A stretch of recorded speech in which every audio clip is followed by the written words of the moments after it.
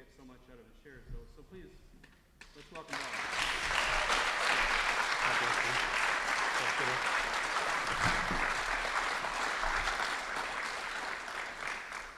Can you hear me? Can you hear me? Actually, I've never had any struggles. I just talk about that so you won't feel so bad about yourself. Is it working? Yeah. I'm Bob Darrell. I'm an alcoholic. And I'm sober only through the grace of a God that I was afraid to believe in, that I've accessed and maintained in my life through a process outlined in a book called Alcoholics Anonymous, an ability to remain reasonably sponsorable, and a persistent and consistent effort in the primary purpose of trying to forget myself and help other alcoholics, and consequently, I haven't had a drink or any mind or emotion-altering medication since October 31st, 1978. And that's what I think. I didn't come here to stay this long, really. Sometimes it amazes me. It's incredible to me, and I've lived it, and yet that I'm sober as long as I am. And I don't feel like I did that. It just happened to me as a result of immersing myself in Alcoholics Anonymous. When I got sober in 1978, the oldest living member of Alcoholics Anonymous in the state of Nevada was sober lifetimes, 28 years. And I'm sober 8.5 years longer than that. I don't know how that happened, except that Alcoholics Anonymous works. I didn't do it. I want to thank the committee for inviting me to participate. Participating in AA, one of the things that I think is universal is if you have this spiritual awakening as the result of these steps, it's almost like an itch to give it, just to share just to help others. And so when guys like me are asked to do something, I was taught many, many years ago that there's only one answer to an AA request, and that's yes. And sometimes it's tiring, sometimes it's tedious, sometimes it's inconvenient, sometimes it's expensive. But Alcoholics Anonymous has saved my life, and it's not enough to feel grateful. I try to demonstrate that by my actions. I want to thank Aaron, sitting over here. Aaron, just put your hand up so let everybody know who you are. Okay, that's enough. Can't take much. He can't take much attention. He drove me all the way up here from Toronto. It was a very selfless thing. Knowing him, it probably will never happen again. But it was a very nice thing for him to do, and I'm grateful. And I got to drive in the car with him for several hours. I now know more about him than I ever imagined I needed to know. What I'm going to try to do, this is not going to be a lecture. This is not going to be a class. I may read some parts of the big book, but if I can do one thing, I'm going to try as honestly and as genuinely as I can to share my actual experience with the 12-step process. Not the theory, but the experience. And I think the great power in Alcoholics Anonymous is experiential. It's not academic. From the very beginning of my sobriety, something started to happen to me that was unbelievable. I'm a guy who, prior to getting sober in 1978, had spent many years in therapy with some of the greatest psychiatrists on the planet, because my mother was a therapist and my dad was politically connected, and I had some great therapists. And after all that intensive therapy, I don't know who I am. I am lost. And I come to Alcoholics Anonymous, and from day one, I sat there, and that magical thing happened as you were talking about your experience. You're not telling me nothing. You're just talking about you. And I would sit there, and I'd go, oh, my God, that's me. That's me. And I learned about I learned who I was listening to you and making those connections. Isn't that funny? I could be in therapy with professionals with multiple doctorate degrees for years and have no idea who I am until I come to you and I listen to some carpenter and a plumber and a dishwasher talk about themselves, and you open my world to me and ultimately to my alcoholism and a pathway to change. In the beginning of Chapter 3, it says something that seems to be universally true. It says that most of us have been unwilling to admit we were real alcoholics.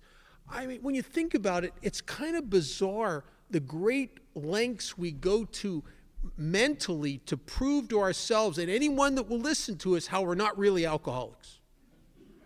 I don't want to be an alcoholic. I have family members. I had some uncles that were alcoholics, and oh my God, they were pathetic. I don't want to be an alcoholic. I'll be a drug addict. That's okay. There's rock stars that are drug addicts. There's a little panache in drug addiction. I'll sign up for that. I'm in trouble. I'm a drug addict. I'm good for that.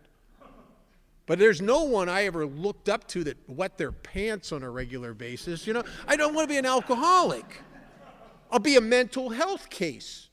I'm all on board for that. I'll be a mental health case. I like those psychiatrists. You're a mental health case, you get sympathy and pills. That's really a very nice combination. But I don't want to be an alcoholic. And people who argue with the truth get sick. And the more I argued and tried to be something and prove to myself that I'm something I'm not an alcoholic, it seemed like the sicker I got. And so when I work with newcomers that are resistant to seeing that they're alcoholic, I understand. I get it. And one of the great surrenders here is what it talks about in step 1 in chapter 3. Not step 1 that they read in the meetings that's on the walls where it says we admitted we are powerless over alcohol, that our lives had become unmanageable.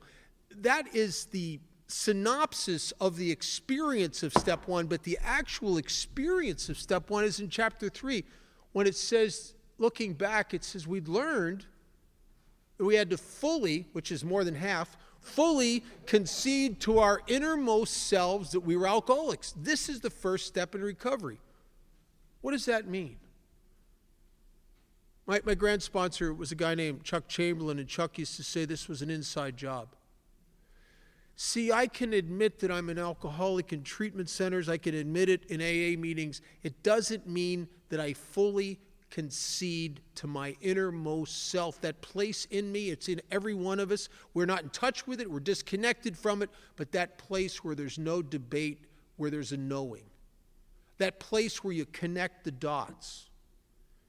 And see, I couldn't do that. I could go through several treatment centers. I could watch the Father Martin movies. I could listen to the counselors talk about the acetone in the brain. I could intellectually get that. Matter of fact, at one point I became a counselor, an alcohol and drug abuse counselor. And I was actually very good at it until the day I got fired for being drunk on the job. Treatment centers, true story. That was an embarrassing moment. And I'm a counselor. Why am I a counselor? Because I don't want to be an alcoholic, and my ego has always believed that it could find power in knowledge. That if I was a counselor, for God's sakes, I would have control of this deal. And there is no control.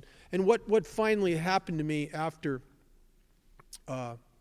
several relapses, after several years of relapses in treatment centers, and the combination of listening to you share your experience coupled with my failure to control and enjoy my drinking, where I go out to drink and I'm excited. I'm going to jumpstart the party, man. I'm going to get back in a band. I'm going to meet her. I'm like one of those engines that don't turn over. And nothing, it's bad at the end. It's just bad. And I finally get that through the failure, I finally understood that I'm that person you keep talking about. I didn't want to be that person, but I'm that person. That if I pick up a drink, something happens to me that only happens to people with alcoholism, regardless of your drug of choice. Treatment centers screwed me up for a while because you check in and they ask you this question. Not a good question. They ask you, well, what's your drug of choice? I can't say what's really on my mind. My real response to that is, what do you got? I mean, that's really my response to that. I picked the thing that I got arrested for last, or I picked the thing that I became physically addicted to lately. It's a bad question, because there's never been an alcoholic that can use drugs safely. What they should say is to find out if I have this debilitating terminal illness that is worse than a drug and alcohol problem. Bob, do you have that one definitive characteristic that Dr. Silkworth spent all those years in coming up with the experience of this common denominator for people who have alcoholism? And it's not the fact that they drank every day. It's not that. He discovered that chronic alcoholics have a reaction to alcohol that only happens in chronic alcoholics, regardless of their drug of choice. And what that is that when I drink alcohol and the effect from the alcohol hits me, I break out in an irresistible yearning for more. More of what? What do you got? I remember on several occasions drinking in people's houses and just we'd run out and I'd go through your medicine cabinet because I can't stop when I start. It's just something inside me just clamors for more. I can't get satisfied. And if you can't drink enough, you're always compelled to drink too much. And that's always been true for me. I've never not had that experience. I can't tell you, and I've searched my past, I can't tell you one incident. You'd think there'd be one or two at least. One incident, I can't come up with one, where I've been drinking for about an hour with my buddies and somebody says, hey, Bob, can I buy you another drink? I've never had the experience of standing there looking at him and thinking, I'm good, thanks. Never had that experience. So every drink of alcohol I've ever taken has made me think and feel like I need to have something else. I need more. And I didn't think that was me for a while because of one of the devious aspects, the baffling aspects of alcoholism. There's a line in our book that says that the alcoholic's problem lies mainly in his mind. And it's the only sickness I know of that if you have it, it uses your own mind against you. And you never can see the picture because of the chattering in your head. You never see the truth. And so what would happen to me is that my mind does something to me. I'll tell you a little incident. I had this job towards the end, a couple years before the end of my drinking. It was the last job I had that I held for any length of time. And I'll tell you, this tells you where I was at. It was telemarketing, that speaks volumes of my spiritual condition right there. And it wasn't, there's some telemarketing that's semi-legit. This was not that at all. This was just downright lying to people to get money. I mean, it was hideous. But I was their top salesman because I drank on the job. Because when I'm half drunk, I'm bulletproof, man. The rejection's for stupid people. I just keep plowing on. I'm a good salesman, drunk. And I made good money, and I needed this job badly, because without the job, I got no cash flow. Without the cash flow, there's no medicine. Without the medicine, man, oh, I can't live without it. So the owner of the company comes in one day and he says to me, he says, you drink, we can smell it on you. I said, just a little bit. I made 2 drinks. I always say 2. Where's that 2 come from? This is in the collective unconscious of the alcoholic universal mind. 2 drinks. What is that about?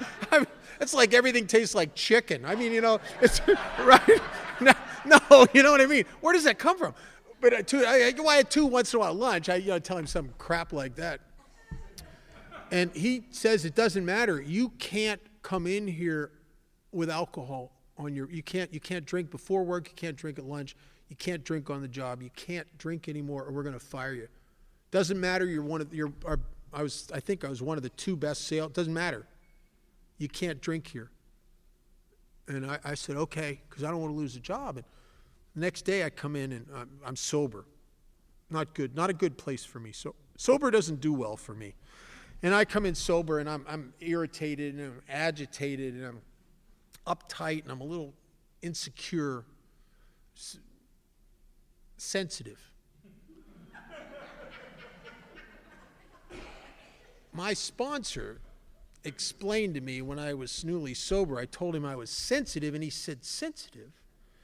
Aren't sensitive people sensitive to other people's feelings? You're only sensitive to your own. We call that selfish and self-centered. Well, I was sensitive. And I'm on that phone trying to do my job, and I can't sell nothing. I'm too uptight. I'm too paranoid. When they hang up on me, or I don't take it well. I do not take it well. And by the time the lunch hour is coming around, man, I am just so uptight. And I can't do that. I can't go on like this. And I get out on the lunch hour and I decide I'm going to go down to the bar down around the corner. And I can't go. I got to have, what else? I need just two drinks, just 2. Just to take this edge off me, for God's sake. It'll be good for the company because I'll be able to sell more. And I'll have vodka, because you can't smell vodka. And I'll have it with a little orange juice, kind of make it a health drink. I'll have two vodka and orange juices and doubles, of course, if you're only going to have two doubles.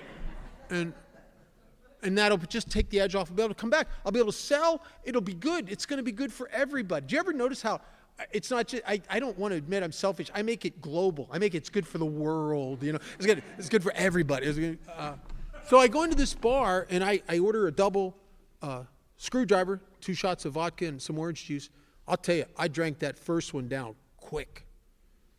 And I ordered that second one, and now I got to make this one last because I can't have more than 2. I get it, more than 2, and it's going to be a slippery slope. And I'm about halfway through that second drink.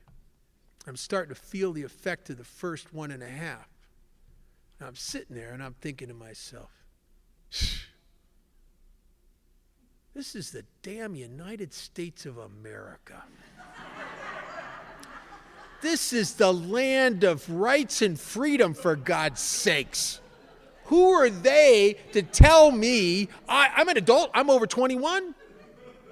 Who are they? I started thinking, man, I'm the best salesman they have. How can I don't get in fights or nothing at work. I'm a good guy. I said to the bartender, do I look drunk? And I walked up and down in front of the bar. He said, no, you look fine. Give me another drink. And I never made it back to work that day. I had no idea that I had an allergic reaction to alcohol, and the craving used my own ability to justify and rationalize and to punk me out and make me think that the third drink was my idea, and I never knew that happened to me. I would wake up the next day knowing I went too far, and wonder and baffled something. How did that happen? And I remember going in there, I was just going to have a couple. How did that happen? It happened because I have a disease called alcoholism. It took me a long time to really get this. And I remember the moment when I understood that I had this allergy. I didn't understand it in terms of allergy, but I understood that I had the thing you talk about. And I was sitting in a meeting, and this is the beauty of Alcoholics Anonymous, is I learned about me through listening to you talk about you. And a woman was sharing her experience at a dinner party after she'd been sober for a while. And I had a very similar experience. When I remembered back to it, it was one of those rare experiences where I was put in a position where I had some drinks and then couldn't get any more. And I was dating a girl, I was about 18, I was dating a girl, and she invited me over to her parents' house for dinner. She wanted me to meet her family, spend the evening with them, and I went, and we sat at the dinner table, and I'm sober, so, a little awkward, but okay, not too bad, but I feel a little self-conscious, and I'm sitting there, and they bring out a bottle of wine. I mean, this is not the kind of bottle of wine we would buy. This is a little wimpy Al-Anon kind of bottle of wine. You know what I'm saying? This is like some Blue Nun or something. Low alcohol. I tell you, if it ain't at least 18%, I don't think it's worth buying, really. It's a low alcohol. But at that point in my life, I don't even consider myself much of a drinker. I was going through the living through chemistry phase of my alcoholism. My alcoholism made a left turn for a couple of years because I was so much trouble from drinking that I switched to drugs for a couple of years just to get so much trouble from drugs. I switched back to drinking, which my sponsor says it's like changing deck chairs on the Titanic, going from one thing to another. But at that point in time, I was in a band, and I marched to the flag of sex, drugs, and rock and roll. And I am not an alcoholic. You could have put me on a lie detector and said, "Are you an alcoholic?" I'd have said no, and I bet you it would have said I was telling the truth. But I had alcoholism, and I'm remembering this incident at the dinner table, and I drank. They poured me this glass of wine, and I drank it quickly. I drink fast. Like I think evaporation, some childhood issue or something. I don't know. I drink quick. And I killed that first glass. I poured another one. Killed it. Now they're still sipping on the first glass, and the bottle's dead. It's just there, dead. And I got 2 glasses of wine in me, and I'm all of a sudden getting a little weird. The conversation at the dinner table that had been okay earlier was starting to become irritating and stupid. But I don't say nothing because I'm trying to be a nice guy. I don't say nothing. And I blurted out, I said, "God, that was good wine. Do you have any more?" And they said no, and they went back to talking about sports and Vietnam and all that stuff. And I'm sitting there, and I'm spinning in my head. I'm crazy. I blurted out, I said, I like beer. And they said, "We don't have any beer. Next time you come over, we'll get you a 6-pack. And they went back to talking. And I'm sitting there at this dinner table, and I feel the whole world closing in on me. I feel like I'm going to lose my mind. And I don't know what to do, so I excuse myself, and I go to their bathroom and lock the door, and I go through all their cabinets, and I found this unopened bottle of cough medicine. I read the label. It was 35% alcohol with codeine and terpenhydrate, which is a bonus. And I remember sitting at the edge on that bathtub and taking that lid off and chugging that bottle of cough medicine. And all that crazy, irritating spinning in my head just went, ah. And I was able to sit there and focus, and I could think straight. And I sat there, and I came up with a story, and I went back out to the dinner table, and I explained to them about something I made up that I forgot to take care of, and I'm so sorry I had to leave. I went and I got in my car, which was parked in front of their place, drove down their street 20, 25 miles an hour like you're supposed to, turned the corner, and I drove like an insane, crazy person about 80 miles an hour to get to my friend Brett's house because Brett had a bar in his basement and some Thai stick. And all because of 2 glasses of wine. It set something off in me that demands attention. And most of us go through a long decade sometimes of drinking and never witness that, because the funny thing about a craving is you don't know you have it until you can't satisfy it. Everyone in this room, right at this moment, is in the grip of a craving you're not aware of because you're satisfying it. And that's the craving to breathe air. But if the person behind you were to slip a plastic bag over your head, you'd instantly realize you have a craving to breathe air because you can't satisfy it. And you want to look to see the dynamic of the phenomenon of craving. Look what happens to you when you've had 3 or 4 and then you can't get nothing else. No pills, no smoke, nothing. You're cut off.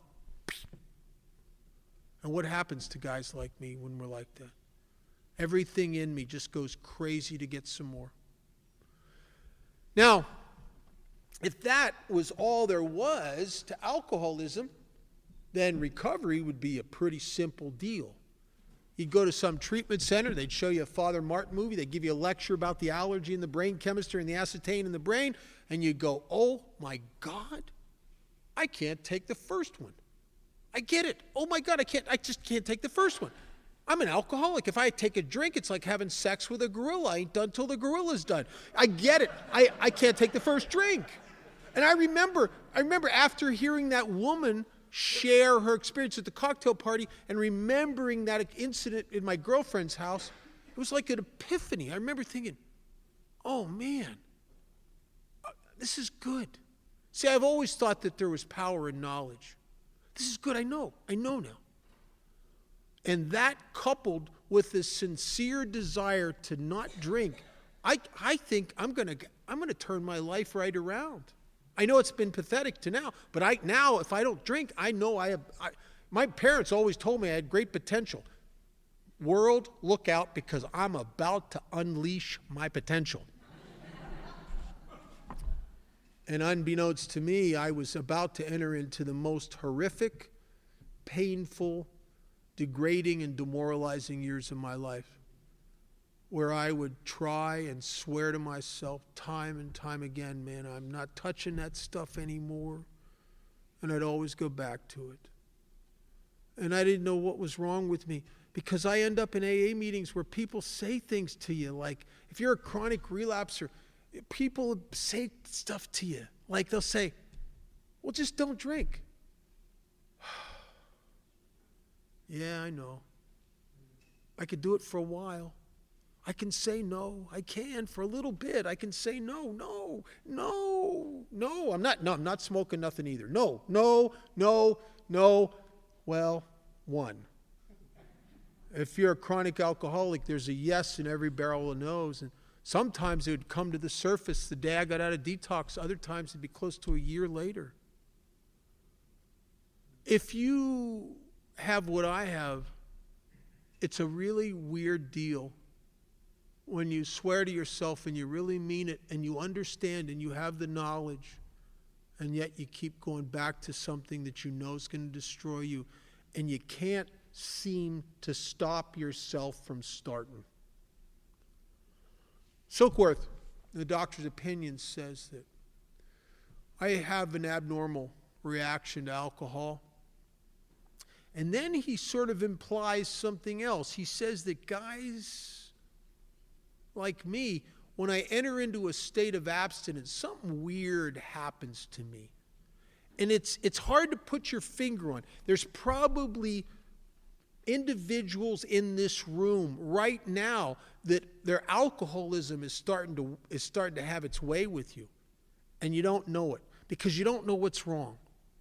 It's a funny thing. It's like nothing's quite right. Silkworth says we become restless. And we all kind of know what that is. It's a vague thing. It's not crazy running down the street in a panic restless. It's just a gnawing uncomfortableness. An inability for me to ever feel settled anywhere.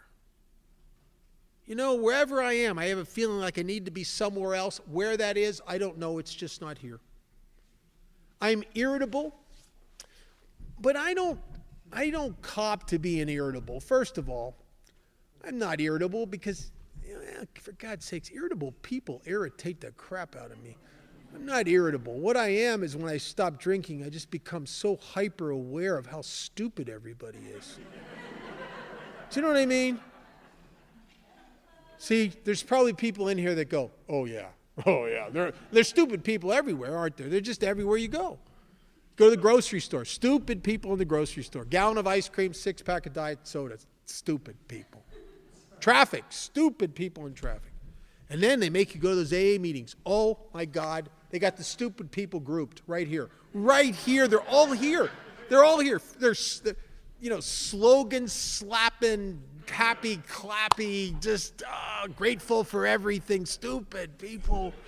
Oh, my God. AA is intellectually offensive when you're bright.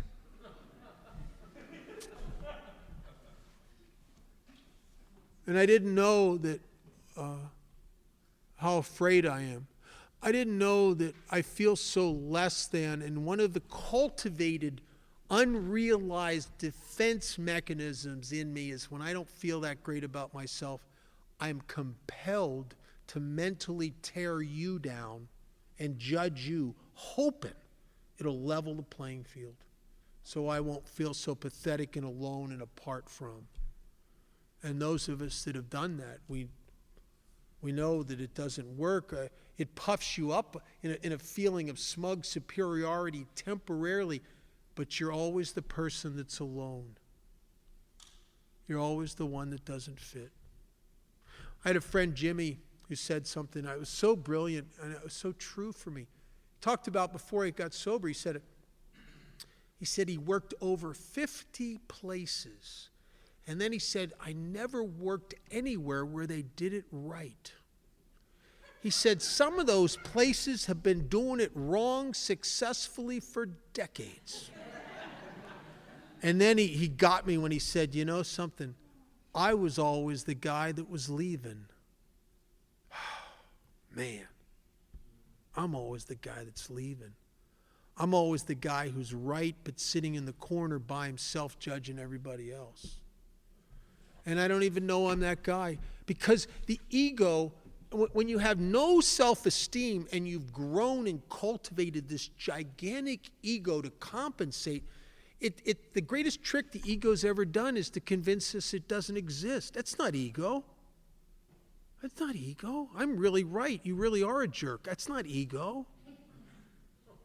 I'm right. You're wrong. That's not ego. I really am right. And you really are wrong. It's not ego. It's ego. And I don't know it. See, I fit the old adage, you can always tell an alcoholic, you just can't tell him much.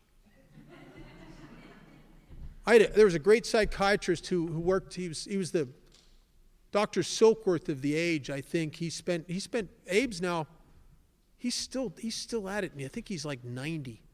But he's probably spent over 50 years working in several treatment centers for alcoholism. And he's not an alcoholic. He's a psychiatrist and a rabbi and a brilliant, brilliant man. And I was in 3 different institutions where he lectured. And on the third one, I think he got tired of seeing me. So he cut into me one day and he said something I'll never forget. I didn't understand it at the time because I was too defended. But he said to me, he said, people like you never get any better. You never recover. Even though you may find a way to stay in a state of abstinence for decades, you never get better. And the reason is that even though truly you have no self-esteem, you're so ego-dominant that you have an inability to listen to anyone in order to hear anything new. You can only listen to see how you are already right. And that just went over my head. I got to tell you something. That was exactly right. You couldn't tell me nothing. I was so defended. I was so egocentric. And you can measure the size in my egocentricity by the amount of opinions and judgments and self-righteousness and how defended I am. Try to tell me I'm wrong about something. Want to see my ego come out? Right? I'm a closed system. And if you're a closed system and no new information comes in, then nothing can change. And if nothing can change, nothing can change. That's why some of us, even with periods of abstinence, we feel like we're stuck.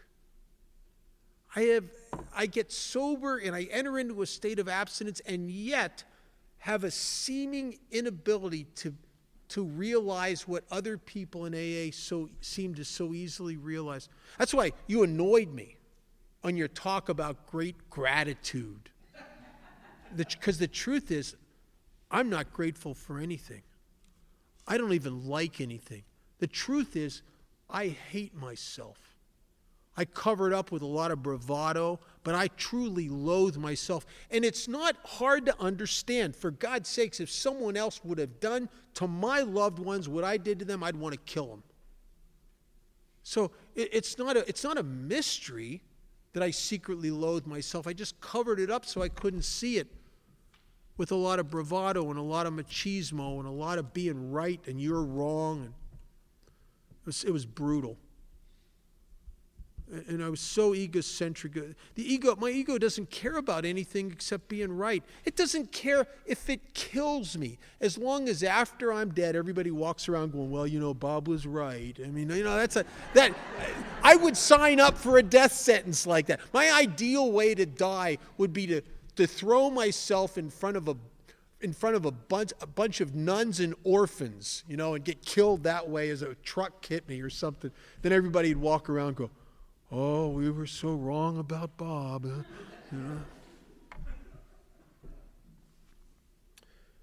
So I'm restless and I'm irritable, and then the third symptom Silke talks about is discontented.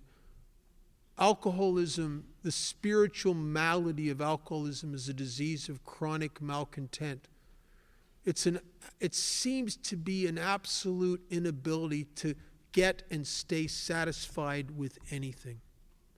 There's something wrong. See, something wrong with me, because when I get sober, I got this vacancy inside me. I don't recognize it. I don't know what it is. It just feels like something's missing, and it drives me to target stuff that I think in the acquisition of that is exciting, as if it's going to make a difference. That motorcycle, the one in the mag, whew. Then you know what happens. You get one, 2 weeks later, you see one that's nicer, you don't like it anymore. The shine wears off the stuff. Get that job in that steel mill. I remember this friend of mine got this job in this big steel mill in Pennsylvania. Big money. I mean, big money. Buy a boat, have a Harley, own a house, nice car kind of money. And I'll tell you, I was absolutely convinced if I worked in there making that kind of money, man, I'll be good. I'm going to be good to go. And I got that job. I tell you, I wasn't even working there but a couple weeks, and everybody's stupid, and they're taking advantage of me, and they're not doing, until I'm the guy that's leaving. The shine of it just wore. It was exciting. In the 12 Steps and 12 Traditions, Wilson says that we know 3 emotional conditions in a life driven by self: excitement, anxiety, and depression. The excitement, as you got something in your crosshairs that you think is going to make a difference, in the acquisition of stuff, trying to fill your vacancies by bringing stuff to you. If you're like me, it's exciting. You met, that girl. Man, if I get with her, whoo, pigeons will fly out my ears. I know it. Get excitement, exhilaration. It's like the last 2 years, 3 years of my drinking. The best part of every run was the hour before it started. Excitement. And then anxiety. The anxiety when you got what you wanted and it ain't right. This isn't what I thought.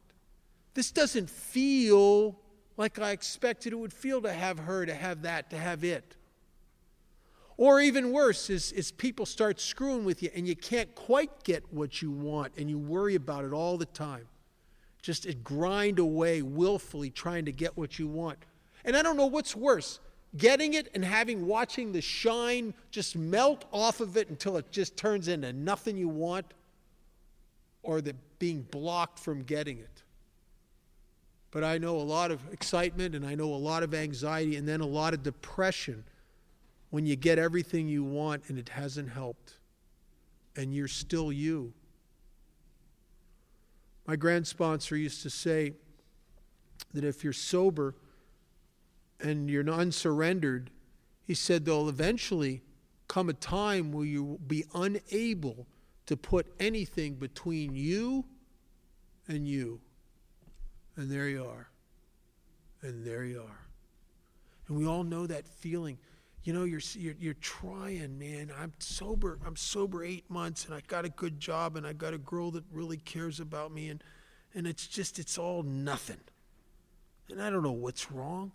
You can ask me, because I start getting depressed because I start sinking in this depression of all my hopes based on all this stuff and this what I'm doing. All my hopes start to implode, and I start sinking in this depression. And as I'm getting into another depression, if you ask me, because I look depressed, if you say, Bob, what's wrong? I don't know. I don't know. Because intellectually I understand I have everything I was chasing. Why am I still like this? Why is it like this? I was 10 years sober, and I was working with a guy at the state penitentiary in Indian Springs. We were having a conversation, and he said something, and it was a light went on inside of me, and all of a sudden I understood where the chronic malcontent came from, because it never made sense to me. Where I live in a world where people get some really nice stuff, and they're very grateful for it. And then there's me. I was grateful the first day or two, but the shines wore off. And what's that about? And he said something, and the veil lifted, and I realized that when I first started drinking, alcohol created such a magical effect in me. It set me free. It righted everything in my life. I mean, it was really and truly was a spiritual experience. I'm sure I'm not the only one that's ever had those experiences where, I worked in this factory, Pennsylvania, and God, I'd go in there. I couldn't drink on the job because they caught me once and they threatened me. And so I go in there sober every day, and I tell you, I hate that job. I hate the people I work with. They're all cliquish. I just glare at them all day. They all walk on eggshells around me because I just don't like any of them. And by the end of the shift, man, I feel like I'm about ready to explode. And that buzzer rings, and I'm the first guy at that time clock punching out, and I'm across that street in that bar like an arrow. And that bartender knows me, 2 double shots, 100 proof, and a beer back. I get in there and I throw that first one down. Did you ever notice that first drink after you're sober a while? Sort of tastes like hope. Yeah.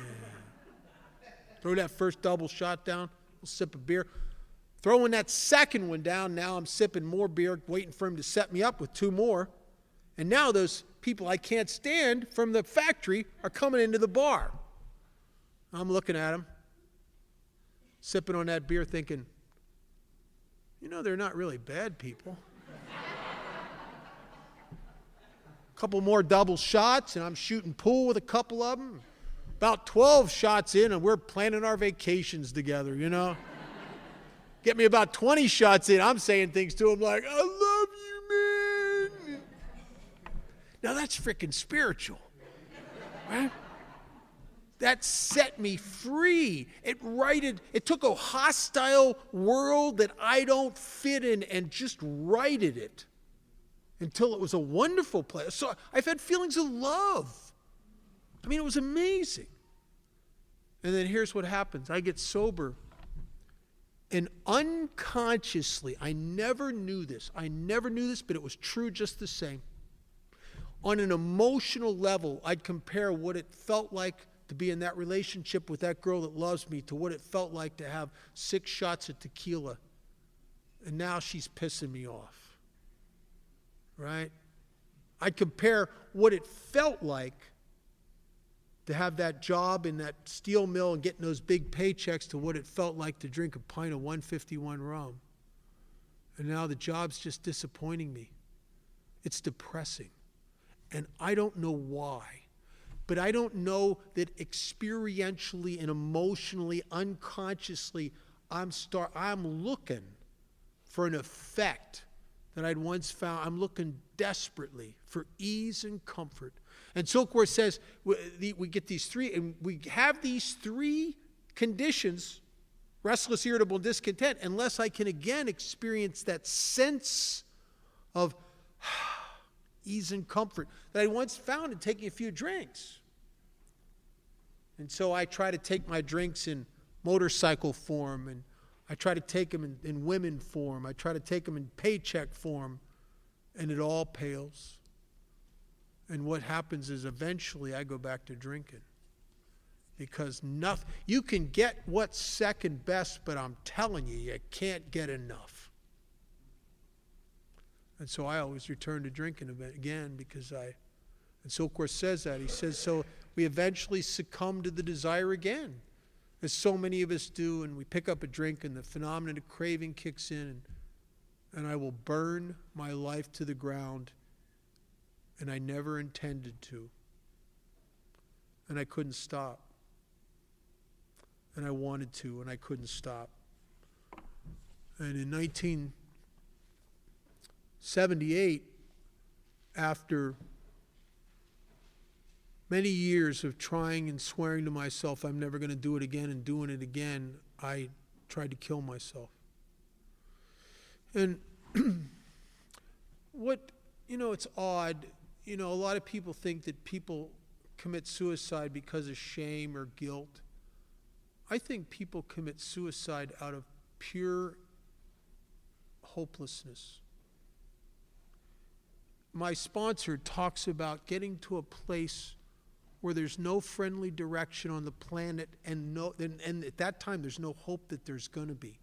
And what is that? How does that happen? Because your family turned away from you? Your old lady stopped seeing it? No, I think it's worse.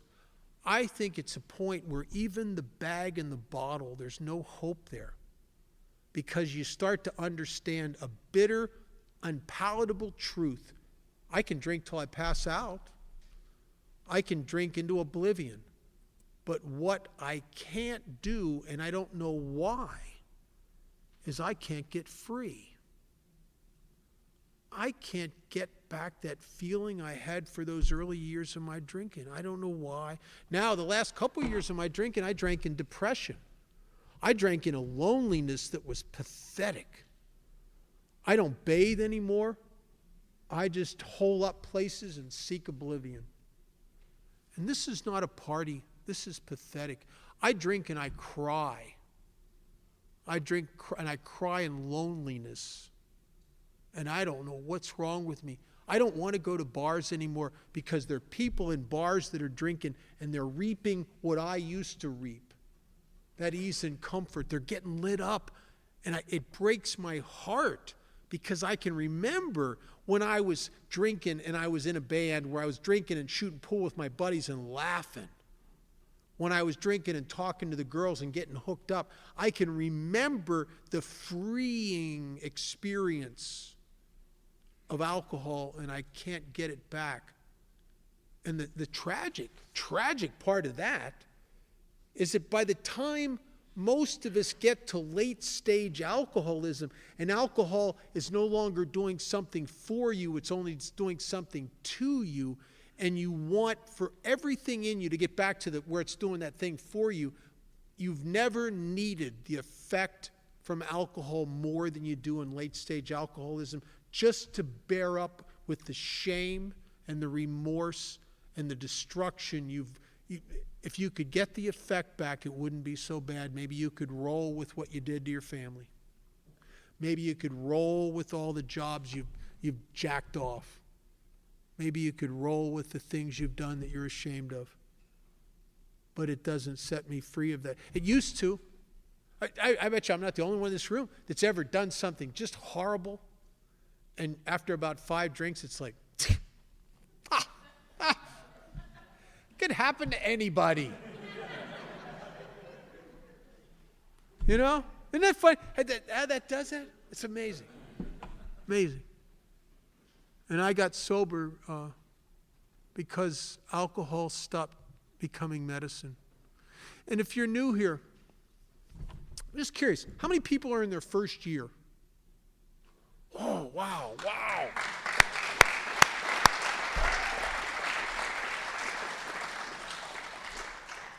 How many people are in their first 30 days? Wow.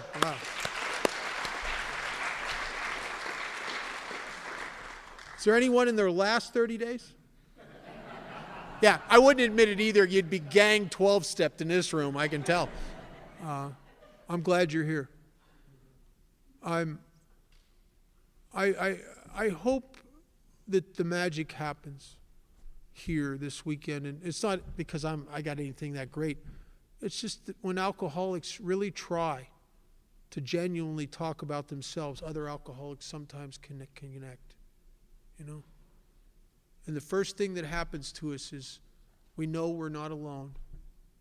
And there is a solution. It talks about two factors that pull us out of the loneliness and despair of alcoholism and connect us. And it says the first thing, and it's so seductive when you're new, is that our common suffering. It's when you finally are able to stop judging the people and start listening to them, and you start connecting, and you start sitting there nodding your head going, oh my God, I'm like this. It's seductive stuff. It's like, wow. This is like Woodstock on an alcoholic scale. I mean, you know, like you feel if you ever ran away from home as a kid, went to Woodstock. Oh, I'm part of something. It was like amazing. This is like that. But the book warns us. It says that common suffering in and of itself will never keep you here. It will never keep you joined to us the way we are joined here. And then it goes on to say, in addition to the common suffering, we have a common solution. We got a common problem and a common solution. And when we join in this common solution, what the book refers to as brotherly and harmonious action, we soldier through the process of recovery together, and there's a joy in it. And if all you do is come here and bask in the commonality of your sickness, I'm telling you, in time, the shine will wear off of that. Because nothing really changes in here. And so we're going to take an 8-minute and 12-second break, and we're going to come back and start talking about the other factor. Thanks.